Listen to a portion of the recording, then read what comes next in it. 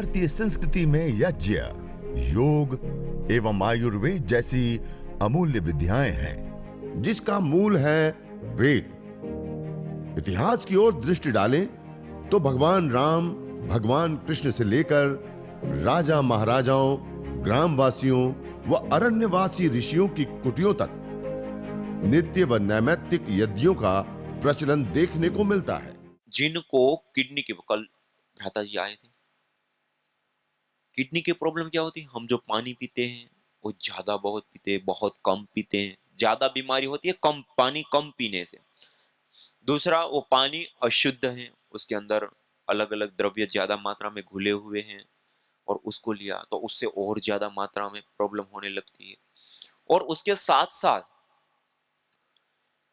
आज हम जो खान पान करते हैं उसमें भी बहुत सारी गलतियां, और कुछ बीमारियों की कुछ दवाइयां ऐसी, बुखार की दवाई ज्यादा हैवी डोज ले लिया, जुकाम की दवाई एलोपैथी की ले ली, या इस प्रकार की दवाइयां खाने से भी किडनी एकदम से डैमेज होती है। शराब पीने से भी डैमेज हो जाती है। कहने का अभिप्राय है, किडनी के बीमारियों के कई सारे कारण हैं, और जब उसका क्रिटिनाइन लेवल बढ़ जाता है, किडनी कार्य करना बंद कर देती है, तो धीरे धीरे क्या होता है, हमारे शरीर के अंदर ही पेशाब रुकने लगता है, फिर शरीर में सूजन आने लगती है, बहुत ज्यादा प्रॉब्लम होने लगा, फिर डायलिसिस के ऊपर चले जाते हैं। डायलिसिस क्या है? जो काम किडनी कर रही थी वही काम अब मशीन के माध्यम से कराते हैं, और फिर खून में असंतुलन होने लगता है धीरे धीरे धीरे। डायलिसिस करते हुए भी क्रिटिनाइन लेवल धीरे धीरे बढ़ता जाता है, और एक ऐसी स्थिति आ जाती है कि अब खून के अंदर जो शुद्धिकरण और संतुलीकरण जो किडनी करती थी उसको फिल्टर करने का काम, और समाप्त हो जाने के कारण अब व्यक्ति बिल्कुल ही बेचैन हो जाता है। नींद नहीं आती है उसको, उल्टियां होने लग जाती हैं, कमजोरी होने लगती है, सूजन आने लग जाती है, पेशाब नहीं आता है, कितनी सारी अलग अलग प्रॉब्लम होने लगती हैं, और ऐसी स्टेज में चला जाता है कि अब या तो मृत्यु है या फिर किडनी का ट्रांसप्लांट है। लोगों को ट्रांसप्लांट कराते हैं, और ऐसी अवस्था में जब किडनी खराब नहीं है तब भी यदि कपालभाति प्राणायाम कर लिया तो कभी होगा नहीं। लेकिन मान लो कभी किसी कारणवश किडनी खराब हुई, किडनी की कोई भी प्रॉब्लम हुई, तो कपालभाति प्राणायाम, अनुलोम विलोम प्राणायाम और मंडूक आसन का विशेष रूप से अभ्यास करते हैं। और एक गोखरू आते हैं, आपने देखा होगा, यहाँ कांटे वाले बीज होते हैं, 2 कांटे या 3 कांटे कुछ होते हैं, बीज होते हैं। वो बीज को लिया, उसको थोड़ा सा कूट लेते हैं छोटा छोटा, और दिन भर जितना मान लो, क्योंकि किडनी की प्रॉब्लम होने के बाद पानी कम पीने के लिए कहते हैं, तो आधा लीटर, 1 लीटर, 2 लीटर, जितना भी पानी पीते हैं उतना पानी लिया, उसको तेज गर्म किया रात को, और उसके अंदर इसको 25-50 ग्राम डाल दिया, और ढक करके, मिला करके ढक करके रख दो। सुबह तक में क्या होगा, वो गर्म पानी के कारण उसका जो एब्स्ट्रैक्ट भाग होगा वो पूरा पानी में अवशोषित हो जाता है। सुबह में उस पानी को छान लीजिए, ठंडा भी हो जाता है। अब छान करके अब वही पानी पीना है, उसके अलावा दूसरा पानी पीना ही नहीं। दूसरा, गोखरू के बीज और उसका पूरा पौधा हो तो पूरे पौधे को ही कूट करके, पंचांग को, और सर्वकल्पक्वाथ, भूमि आंवला, मकोई और पुनर्नवा, ये 3 चीजें उसमें होती है। तो सर्वकल्पक्वाथ, यार ये तीनों ही औषधियां मिल जाए तो तीनों औषधियों को ही ले लो सीधा, और वो गोखरू के बीज, चारों को मिक्स कर दिया, भूमि आंवला, पुनर्नवा और गोखरू के बीज और ये सर्वकल्प, इसको मिक्स करके इसी से हवन करिए गाय के घी के साथ। और उसके उपरांत जो अग्नि शांत हो जाती है ना, अंगारों के ऊपर गाय के घी के साथ गोखरू के बीज को अंगारों के ऊपर सर्वकल्प के साथ डालिए, गुगुल के साथ डालिए, और ये जो हल्की हल्की धुनी होती है ना, वो धुनी वाले वायुमंडल में रहना, उसमें प्राणायाम करना। आपको जानकर के आश्चर्य होगा, कल मेरे को यहीं पे पूछ रहे थे, कई लोगों को ऐसी प्रॉब्लम है, डायलिसिस के ऊपर चल रहे हैं और उसकी भी स्थिति बिगड़ चुकी है। एक सूरत के डायमंड के एक बहुत बड़े व्यापारी, कपालभाति करिए, सब लोग कीजिए, बहुत बड़े व्यापारी, और उनको एक किडनी की प्रॉब्लम हुई, वो रहते सूरत, और अहमदाबाद के एक बहुत बड़े डॉक्टर के साथ उन्होंने ट्रीटमेंट लेना शुरू किया। 1-1 लाख रुपया कंसल्टिंग की फीस, 15 मिनट की, कितनी? ऐसे स्पेशलिस्ट डॉक्टर, उनको निर्देशन में चिकित्सा उन्होंने शुरू की। चिकित्सा लेते हुए डायलिसिस चालू हो गया। डायलिसिस करते करते करते इतनी एडवांस अवस्था में चला गया कि अब डायलिसिस करने पर भी कोई असर नहीं होता है, और खून, जैसे मैंने कहा ना, अनबैलेंस हो जाता है। क्योंकि डायलिसिस करते हैं तो किडनी जितना फिल्टर कर पाती है उतना नहीं करते, वो जो चाहिए वो भी निकाल देती है और नहीं चाहिए वो रह भी जाता है।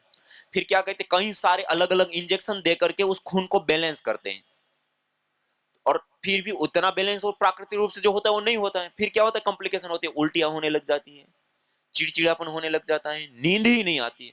अब ऐसी सारी कॉम्प्लिकेशन से युक्त हो गए। अब डॉक्टर ने कहा कि अब ट्रांसप्लांट कराना पड़ेगा।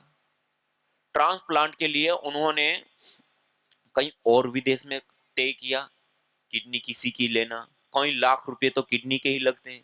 उसके बाद ट्रांसप्लांट कराने के लिए उनका भी ऑपरेशन, इनका भी ऑपरेशन, और वो भी उम्र यदि छोटी है तब तो सक्सेस होता है, और उम्र बढ़ गई तो वो भी सक्सेस नहीं होता है। और ऐसी अवस्था में उन्होंने कई लाख रुपए के सारे कागज बना लिए, अनुमतियां ले लिया, सारा कुछ हो गया, किडनी देने वाला तैयार हो गया, लेने वाला तैयार हो गया, उसके कागज हो गए, कौन ट्रांसप्लांट करेगा, वो हॉस्पिटल, डॉक्टर, वहां की सरकार की अनुमतियां, सब कुछ कर लिया। और अब उनके पास 12 दिन थे। कितने दिन थे? उस समय वो आया, उनको कहा, ये जो अभी आपको बताया ना किडनी के लिए 3 चीजें, उतनी ही चीजें करने के लिए कहा। गोखरू का ही पानी पीना है, गोखरू से ही हवन करना है, गोखरू से ही धूपन करना है, उसमें कपाल भाती, अनुलोम विलोम और मंडूकासन आदि अभ्यास करना है, और ज्यादा से ज्यादा करो। उस समय वो इतना पीड़ित था कि रात को सोता ही नहीं था, जो भी खाए उल्टी हो जाए, और पूरे शरीर में सूजन रहे, दर्द ऐसी, और पेशाब आए ही नहीं, तो आप देखिए ना शरीर की कैसी अवस्था होगी। ऐसी अवस्था में वो था। अब वो 12 दिन भी उनके लिए भारी था, तो उनको कहा कि ये करो। उन्होंने करना शुरू किया। केवल 2 दिन, केवल 2 दिन के अंदर उनको जो ये सारी कॉम्प्लिकेशन थी ना, नींद ना आना, शरीर में सूजन, पेशाब तो बिल्कुल जरा सा ही आता था, और ये सारी कॉम्प्लिकेशन जो थी, वो सारी कॉम्प्लिकेशन खत्म। और 10 दिन, 12 दिन था वो, 10-12 दिन उन्होंने, क्योंकि तुरंत ठीक होता है तो व्यक्ति की श्रद्धा भाव अलग रूप से जुड़ जाता है। फिर उन्होंने 3 से 4 घंटा हवन के बाद उसमें योगाभ्यास करना शुरू किया, और इसी गाढ़े पानी को, गोखरू के पानी को पीना उन्होंने निरंतर चालू रखा। और ये जो पीपल की छाल या उसकी जो जटा होती है उसका भी, या पत्तियों का चूर्ण, वो भी उसमें लाभ करते, वो चीज भी उन्होंने साथ साथ में करना शुरू रखा। आपको जानकर के आश्चर्य होगा, जो 10 से 12 दिन जो ट्रांसप्लांट के लिए सारी तैयारियां, पैसा जमा कर चुके थे, सब कुछ कर चुके थे, और इतना 10 दिन करने के बाद जब ट्रांसप्लांट के लिए गए, उससे पहले रिपोर्ट कराई, डॉक्टर ने कहा आपको ट्रांसप्लांट की जरूरत ही नहीं है। योग, यज्ञ और आयुर्वेद की मेडिसिन लेने पर जो किडनी फेंकने लायक हो गई होती है, वो भी वापस काम करने लगती है। और इसे एक ही नहीं, हर शरीर के फंक्शन के साथ यही घटना होती है। कई लोगों को किडनी में स्टोन हो जाते हैं, पित्ताशय में स्टोन हो जाते हैं, कपालभाति करो, यहाँ पर गांठ है, बहुत बड़ी मात्रा में लोगों को गांठें हैं अलग अलग। कोई भी किसी भी प्रकार की गांठ हो, एक कपालभाति प्राणायाम खास उसका दुश्मन है। जो आधा घंटा से 1 घंटा कपालभाति प्रातःकाल और सायंकाल, और हवन में कर्कटेष्टि हवन सामग्री से हवन, कर्कटेष्टि गुगुल और गाय के घी से अंगारों के ऊपर डाल करके उसका धूपन, और उसमें बैठ करके कपालभाति करो, उसमें बैठ करके अनुलोम विलोम करो, और कर्क्यूमिन गोल्ड और सिस्टोग्रिट, ये 2 टेबलेट होती है आयुर्वेद की, वो टेबलेट को लो साथ में। गांठे 8 दिन, 10 दिन, 20 दिन, 25 दिन में, अलग अलग प्रकार की अलग अलग गांठे होती हैं। वो गांठे कुछ ही दिनों में घुल जाती है, बड़ी बड़ी गांठे। हमने 200, 250, 250 ग्राम की गांठे लोगों की एक एक महीने में घुलते हुए देखा है, बड़ी बड़ी गांठे। यूट्रेस में हो जाती है गांठें कहीं अलग अलग प्रकार की, वो भी ठीक हो जाती है। तो जिनको भी गांठ है तो इसका प्रयोग करें, हल्दी का प्रयोग करें, कच्ची हल्दी को मुंह में रख करके चूसते रहे, करक्यूमिन होता है उसमें, वो विशेष रूप से गांठ को घोलता है।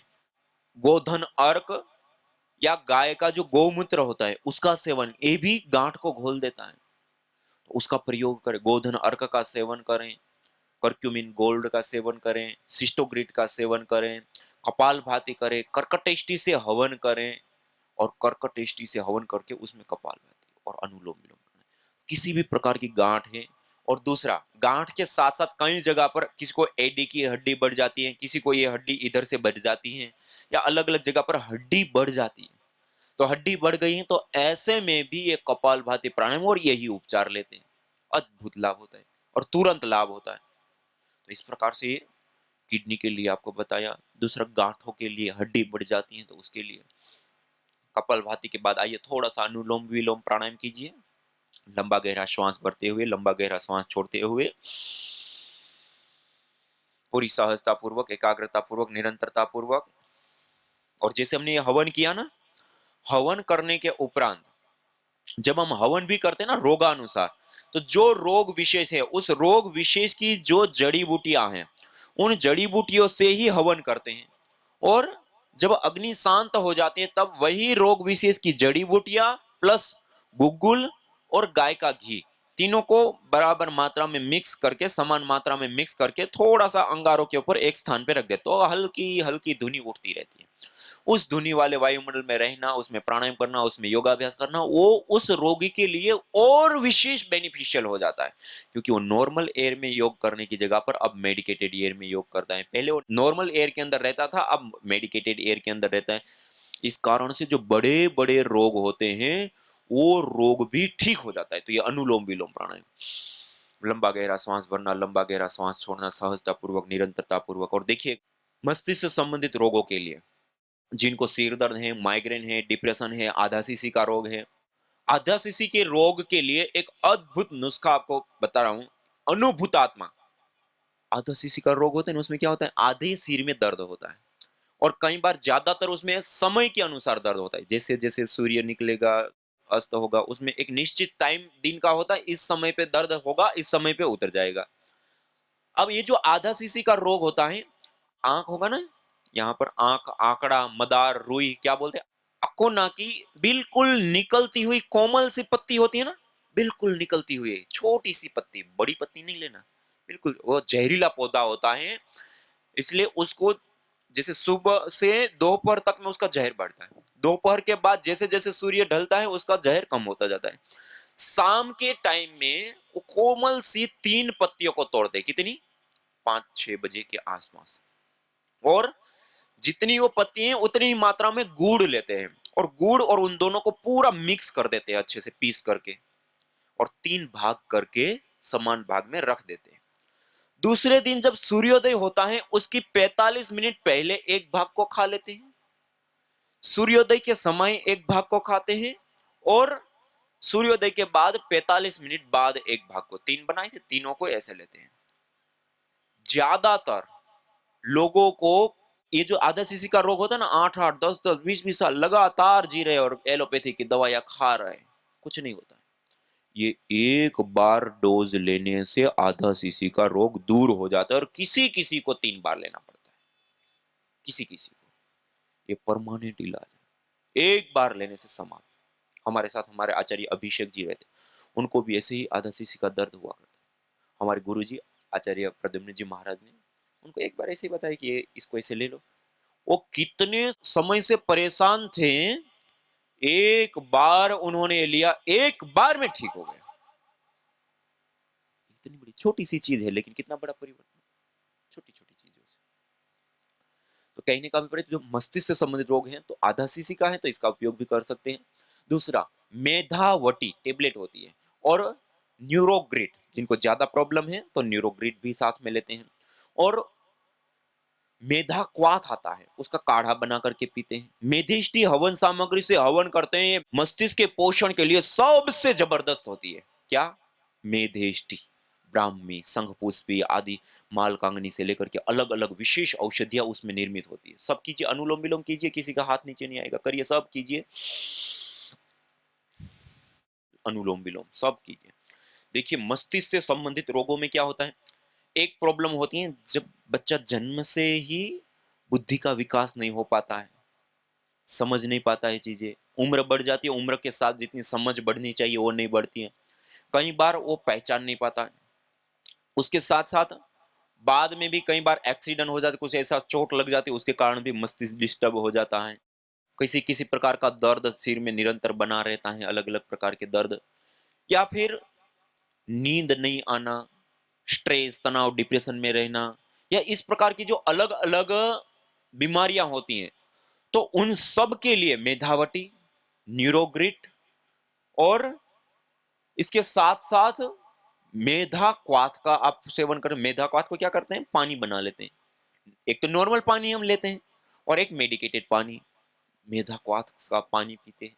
और उसी प्रकार से मेधिष्टि सेवन, देखो खाली मैं आपको एक मेधिष्टि का उदाहरण बताना चाहता हूं। पुणे में एक छोटी सी बच्ची, उम्र तो उनकी बढ़ गई, लेकिन उम्र के साथ उनका मस्तिष्क विकसित नहीं हो रहा था। उनको पता ही नहीं लगता था कि मेरे माता पिता कौन है, क्या खाना है, क्या नहीं खाना है, कुछ नहीं, खेलना कूदना किसी प्रकार की प्रवृत्ति ही नहीं, और उम्र बढ़ गई, माता पिता परेशान, किसी को पहचाने भी ना, कुछ पता ही ना चले, मस्तिष्क का विकास ही नहीं हुआ। उस समय उनको ये मेधिष्टि से हवन करने के लिए कहा, और आपको जानकर के आश्चर्य होगा, जब उन्होंने मेधिष्टि से हवन करना प्रारंभ किया, 1 महीने के अंदर वो बच्ची माता पिता को पहचानने लग गई, क्या खाना है क्या नहीं खाना है वो उनको पता लगने लग गया 1 महीने में। ये हवन, धुआं, हम 24 घंटा लेते हैं ना स्वाद, मस्तिष्क को पोषित करता है, न्यूरोकेमिकल्स को बैलेंस बनाता है, बहुत अच्छे से विकसित करता है मशीन को। मस्तिष्क के पोषण का सबसे बड़ा उपाय यज्ञ है, क्या है, सबसे बड़ा। जिनको मिर्गी के दौरे आते हैं, मेधिष्टि से हवन करो, मेधिष्टि गुगुल गाय के घी से धुनी करो, उसमें रहो, नासिका में गाय का घी डालो, और बीच बीच में माल कांगनी का तेल आता है उसका नस्य करते हैं, नासिका में एक एक बूंद, दो दो बूंद डालते हैं, गाय का घी डालते हैं, दूध पीते हैं ना, उसमें 4-5 बूंद माल कांगनी का तेल डाल करके और थोड़ा सा मिश्री मिला देते हैं, और उस दूध को मेधावटी या न्यूरोग्रिड टेबलेट के साथ पीते हैं। जिनको याद शक्ति कमजोर होती है, बार बार भूल जाते हैं, मस्तिष्क कमजोर हैं, या मस्तिष्क के विकास के लिए, इन सब चीजों के लिए, और माइग्रेन पेन, स्ट्रेस, तनाव, डिप्रेशन, नींद नहीं आना, ऐसी जितनी भी प्रॉब्लम है उन सब के लिए ये दूध, मालकांगनी के तेल का प्रयोग, नस्य करना, और न्यूरोग्रिड, मेधावटी, मेधाक्वाथ, मेधिष्टि से हवन, ये सारी चीज करने पर ये सारी मिर्गी के रोगी ठीक हो जाते हैं, मिर्गी के दौरे बिल्कुल बंद हो जाते हैं। और ये दवाइयां लेने पर विशेष रूप से जो अलग अलग प्रकार के दर्द आदि सारी समस्या होती है उससे भी निजात मिलती है। तो ये मस्तिष्क रोगों के लिए ये आपको विशेष रूप से बताएं। अब थोड़ी देर कपालभाति कीजिए, अनुलोम विलोम के बाद सीधे बैठिए,